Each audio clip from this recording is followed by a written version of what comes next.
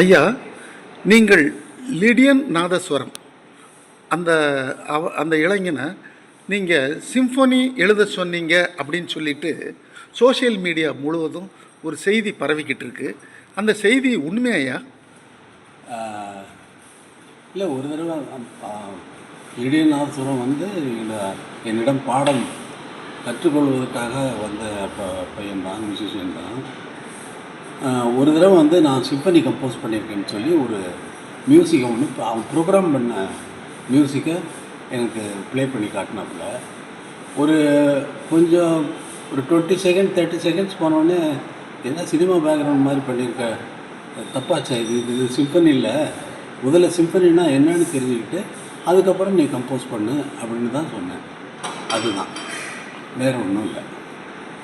ஓ சரிங்க. அது வந்து ஒரு பேக்ரவுண்ட் மியூசிக் மாதிரி ஒரு பண்ணிவிட்டு அது சிம்பனி பண்ணியிருக்கேன்னு சொல்லி என்கிட்ட வந்து என்னுடைய ஒப்புதலுக்காக, அதாவது என்னுடைய அங்கீகாரத்திற்காக ப்ளே பண்ண மாதிரி இருந்ததுனால நான் வந்து கொஞ்சம் நிறுத்து, இது சிம்பனி இல்லை, நீ சினிமா பேக்ரவுண்ட் மாதிரி பண்ணியிருக்க, சிம்பனின்னா என்னென்னு தெரிஞ்சுக்கிட்டு அதுக்கப்புறம் கம்போஸ் பண்ணுன்னு தான் சொல்லியிருக்கேன்.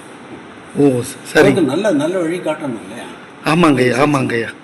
ஏன்னா நீங்கள் இப்போ இன்றைக்கும் சொல்லியிருக்கீங்க, உங்களை ரோல் மாடலாக வச்சு எல்லா இளைஞர்களும் முன்மாதிரியாக வச்சு நடக்கணும்னு.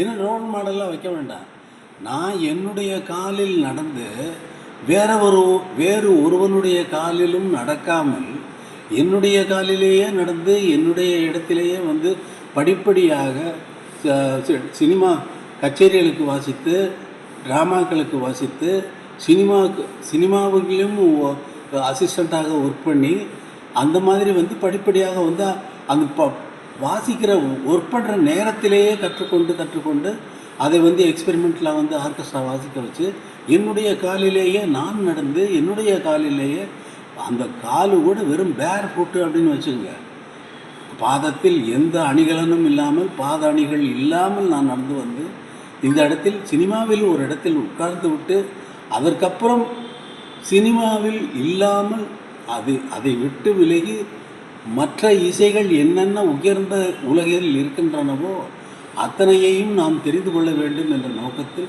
நான் பண்ணியது.